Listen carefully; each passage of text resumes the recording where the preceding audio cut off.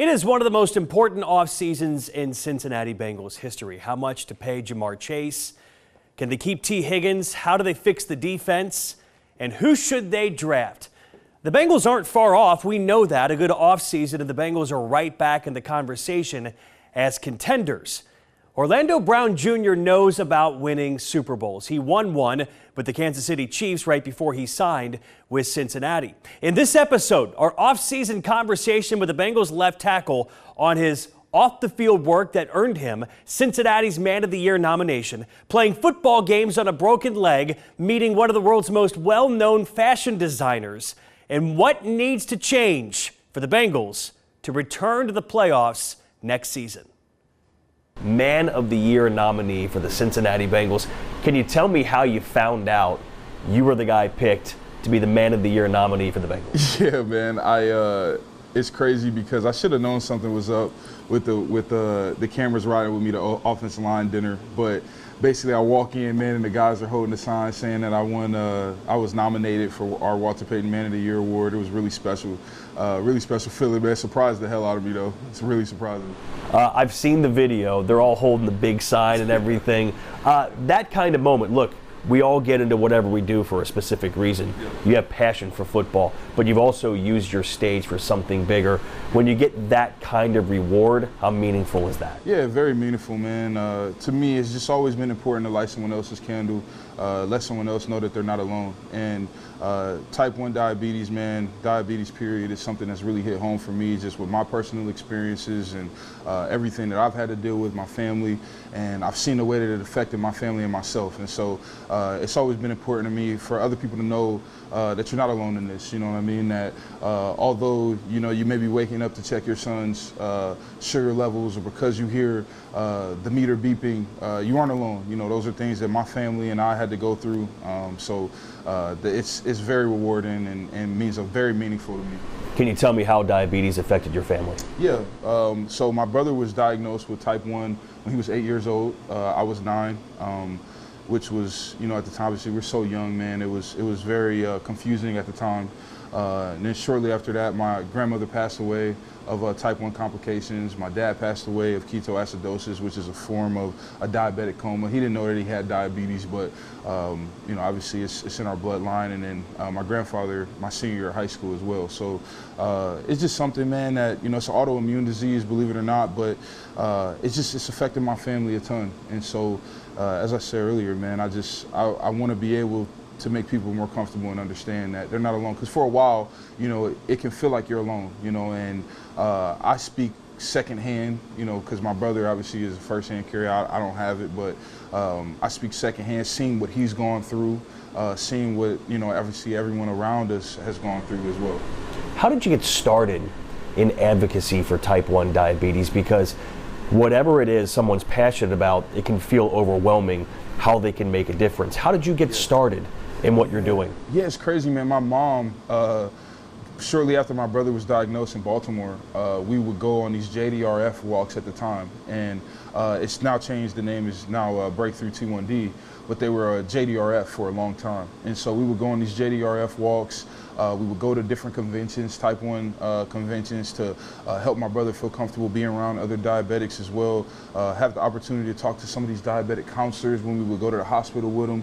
Because even now more so, there's so much more technology, so much more help, hands on deck. It wasn't always like that. And we were very fortunate to have good insurance, be in a good position to be able to have those things. And there were so many people and kids that we met throughout the process that didn't have those things. And man, I just, early on, being a part of those walks, going to those conventions with my mom, was really the start of it all. And then I feel like, man, once I had the opportunity when I got to the NFL, even a little bit in college as well, being able to give back as much as I can. You mentioned lighting other people's candles.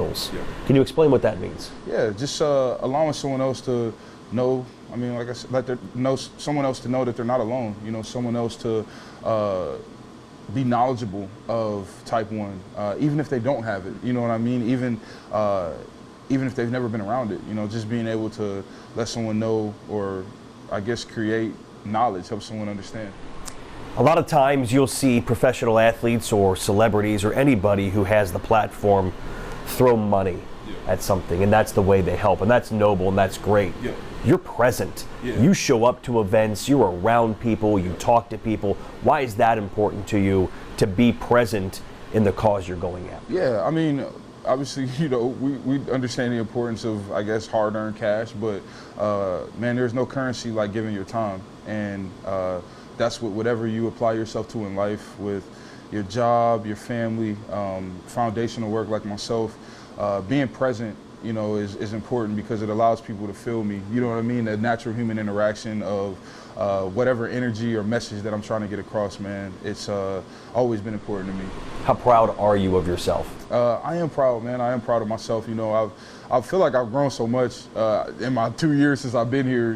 Just I guess growing into the man that I've become, and I'm proud of myself, man. But I'm someone that's also never satisfied. I always feel like there's more, which is one of the reasons that I went last year to the Supreme Court with Breakthrough T1D to make insulin more affordable for those in need, to help those that also, I guess, like, how I say this, like, to help those that were very, I guess, unfortunate in terms of like their insurance policy not being able to afford it and things like that. So I just always feel like there's more.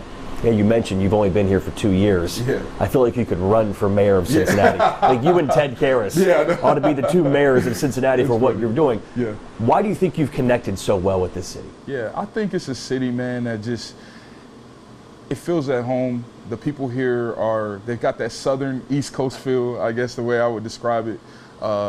Man, it's been so special for me and my family. Just allowed me to grow, allowed me to come in and be myself. Honestly, I don't know exactly what it is to date that's allowed that to happen, man, but the city's taken me in like no other.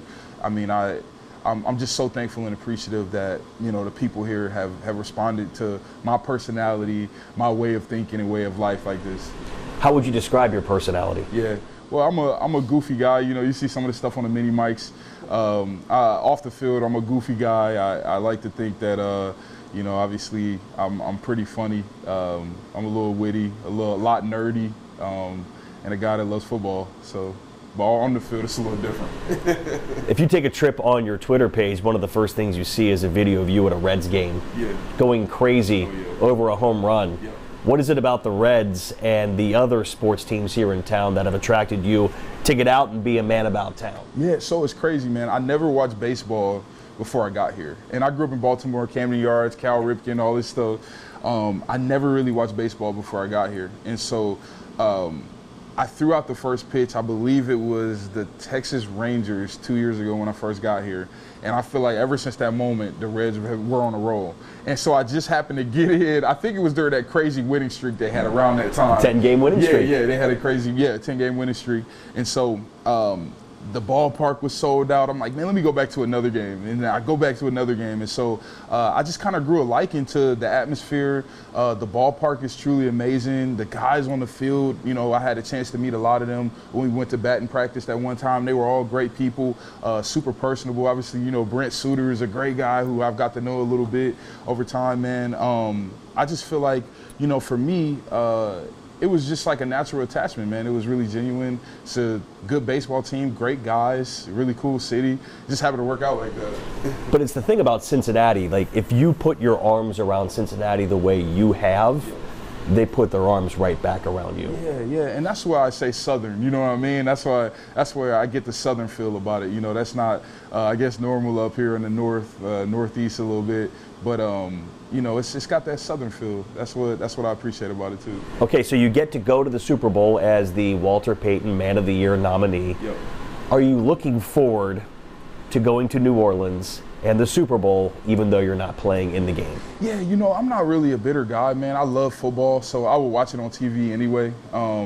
But I mean, I'm excited for the opportunity to watch a Super Bowl in person. I guess and not play. This will be my first time, I guess you could say. But you know, I'm not a bitter guy, man. I love the game of football. I love watching it. So it's something I'll definitely enjoy. So you are going to the game? Yeah, I am. Yeah, yeah, I'll be there. That's pretty cool. Yeah, and I'll be watching the Chiefs and the Eagles and Kendrick Lamar at halftime. I love it. Okay, so you get to go to the big award show as well. How much you looking forward to that? That's like the red carpet for the NFL. It is, man. It's my first time going. Man, I'm super excited, man. It's always fun being in a room full of your peers, being able to see these different people off the field, the way that the interactions that you may have, the conversations that you may have, man. I'm really looking forward to it. Does it matter if you win? No. I mean, to me, man, as long as the message is heard and seen, that's what's important to me. That's what I do it for. You know what I mean? Winning the award is so special, and it'd be a true honor to be able to represent our city, you know, our organization, the NFL, as that guy. And I imagine at some point I will, God willing. But to me, man, you know, it's very important to me to, as I mentioned, light other people's candles. You do have some teammates who were up for some awards down there. Yep. Is it important to you that they win awards? Absolutely, man. Absolutely. You know, these are, you know, three of the toughest, rugged, most hardworking men in our building. They're each so deserving, man. They've done all the right things. I really hope that they're able to at least somebody wins something. So, you know, I know the season didn't necessarily go how we wanted it to go, but those guys are more than deserving. There's a big poster behind you. Joe Burrow won Comeback Player of the Year a couple of years ago. I got to think he's going to win that again. Can you talk about what Joe overcame with the wrist to come back this year, have the kind of season he had? And listen, that's a team thing, right? Everybody's got to support the quarterback, offensive line, wide receivers. For him to win that award, what would that mean to this group? Oh, so much, man. You know, I was fortunate to be here last offseason where he was pretty much going through his rehab process here. And when I tell you that guy worked and worked and worked, everything you've seen on Sundays, he earned that literally. His offseason started early. He earned that in January, February, March, April, you know, so on and so on, man. I'm very, very appreciative to be able to go to work and battle with a guy like him. His attention to detail on a daily, his focus and love and passion for the sport, to be a great quarterback, to be a great leader, the want to take his game and our team and organization to the next level, man. It's so important to him. And so he's more than deserving of Comeback Player of the Year, MVP, Offensive Player of the Year. I don't even know all the awards yet. Are those awards he's up for? I don't even know. Two of those three. Two of them. But yeah. I mean, man, he's so special, man. He really is, and he's so deserving of it all. Do you think, as long as he's here in Cincinnati, that Cincinnati will play in another Super Bowl? Oh, for sure. Yeah, absolutely. I mean, and you know, I'm gonna do everything in my power to make sure something like that happens as well. But man, I feel like his want to win and his ability, his talent, his personality, he's got it all, and he's the engine. You know, I think everybody around here understands that, man. He's the most important piece to us doing that, and I'm pretty sure he wants it just as bad as any of us. You said you're not a bitter person. Yeah. How are you digesting this last season? I'm sure it was a disappointment. Yeah, it was a big disappointment, man, for so many reasons. Personally, you know, not being able to play the whole year. You know, it's the first time in my career I've ever had to deal with that. First time in my life I ever broke a bone. You know what I mean? I'm 28, and so, man, it was disappointing. You know, it was a little bit frustrating. You know, from a personal opinion, just with kind of what I was dealing with. But everything happens for a reason. That's how I see it. And then from a team standpoint, man, you know, we set goals, high goals and high standards for ourselves. And you know, there's so many people in this building that pour their all into this, that this is everything to them. You know, our ownership, you know, with Mr. Brown, the Blackburn family, Coach Taylor, his staff, Joe, you know, so many guys, man, so many people that this means a lot to. And so to go out there and kind of, I say, lay an egg, I guess go lower than our standard of making the playoffs, not winning the AFC North, it's frustrating. And, you know, we know as a team and as a locker room what needs to happen, what we need to do moving forward so that we aren't in this position. But it's so important, man, for us to be able to learn from last year, really the last 2 years, and make the most of this year coming up. What does need to happen? To me, man, I just think that last year there was more of a sense of urgency. And that starts with number 9, with his attention to detail, his focus every single day in practice, and leading us. And as we move forward, I feel like going through the offseason, going into week 1, understanding that we need to have that same intensity that we have in that back half of the season, having that in the front half of the season, and not putting ourselves in position where we're playing behind the 8 ball, trying to get a number 1 seed, or we got to win the next 6 to even give our, that's hard. That's hard to do when, you're pretty much at 500. And so the idea is, you want to get ahead, get ahead of the curve, win 3 in a row and lose 1, win 3 in a row. That gives you more comfortability. And so having more urgency, more focus, attention to detail, man, so we can go out here and win as many games straight as we can. How hungry do you think you'll be watching the Super Bowl? Oh, yeah. Knowing you guys could be in it in the future. Oh man, I've been hungry all playoffs, man. To be honest with you, I was obviously rooting for. I think it was Kansas City. To come what was through. It like watching that game? Yeah, no, that was crazy, man. I remember sitting at home, I'm watching. I'm like, man, come on, thinking that Kansas City was going to do their due diligence, but. It's part of it, man, but we put ourselves in that position. That was hard to kind of live with, knowing that we put our fate in another team. You never want to be in that position. Did it bother you that it was non-competitive? Yeah, it didn't really bother me. I think that's just kind of part of it, too. Kansas City know what they have going on, man. They're like, we're the number 1 seed. We got it sewed up. They had a few of their starters playing out there. The way that I see it is they probably were more so like, man, look, we're trying to make it to the playoffs healthy. So yeah. I get it. Well, there's a lot of people watching this, Orlando, who are going to say that Kansas City was afraid of you guys. Yeah. They didn't want Joe Burrow in the tournament. Yeah. You think that's part of it? No, I don't, man. I think ultimately. He's got to take care of themselves. Yeah. They just want to take care of themselves, man. And, sometimes maybe in the regular season, a team is like, hey, we don't want to see these guys, based off the circumstances, who's hurt or whatever. But, man, come playoff time, football is football. You had a moment in the hallway here near the end of the year. I don't know if you remember this. You said, on one bleeping leg. Yeah. Can you tell me about what you went through at the end of the year to give this team whatever you had left? Yeah, man. So October 20th, I believe that was the day we played the Cleveland Browns. I was obviously blocking a guy. I got hit in my side of my leg, side of my shin, my fibula, and I pretty much was dealing with microfractures in 2 separate places. I had popliteus strain, peroneus strain in my peroneus muscle, a strain in my tibialis. I had an MCL sprain.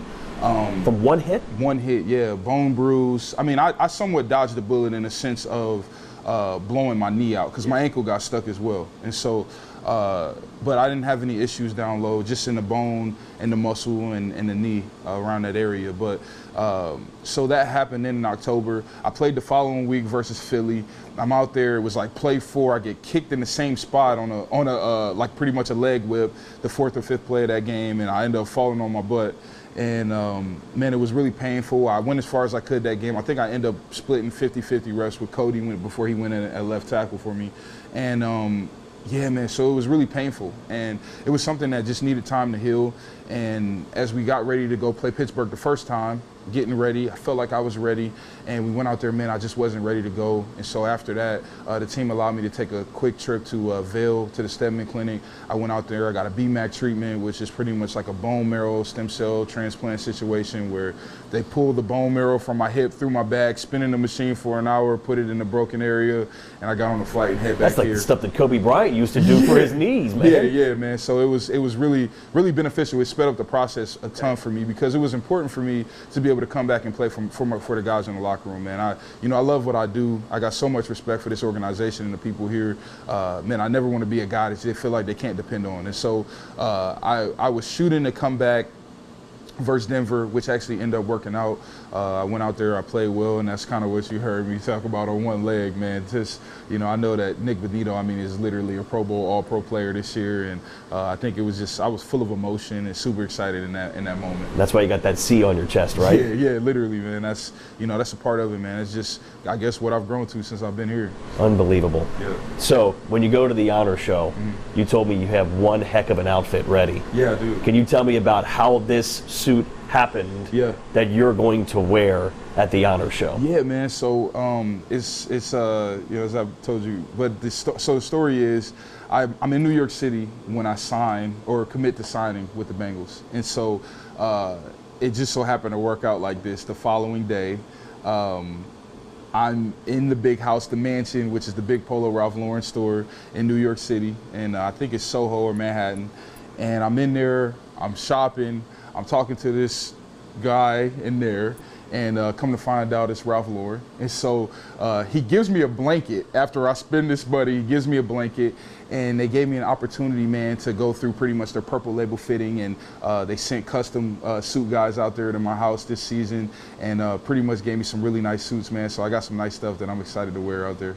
How did you find out it was Ralph Lauren you were talking to? When did it click? Yeah, I mean, literally when I'm like leaving, and they're like, "Do you know who you're talking to?" And I'm like, no, I had no idea who that was. They're like, "Yeah, man, that's." I'm like, I never would have guessed it. Never would have guessed it. Went over my head. I thought Ralph Lauren was an Italian guy from overseas. I had no idea he's from New York. But we know you're a guy of style. Yeah, so I'm sure. looking forward to seeing this suit. Have you worn it before? I tried it on. I haven't worn it yet. Okay, Yeah. so it's going to be the big reveal It is, at yeah. the honor show Yep. in New Orleans. Okay, Orlando, let's finish with this.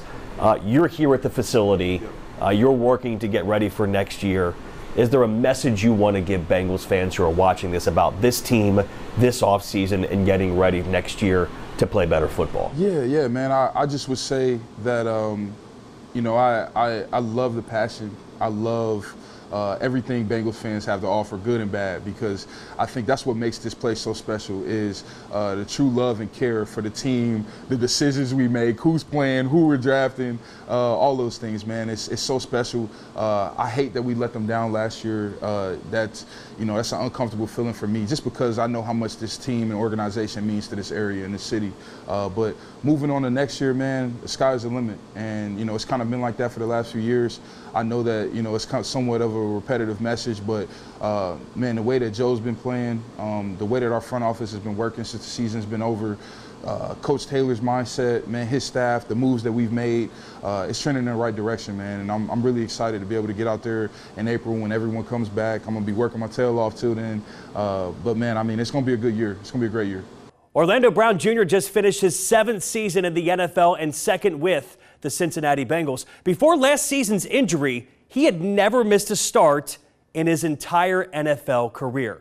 He'll look to return to the form of one of the NFL's best tackles next season, protecting Joe Burrow. Thanks for watching.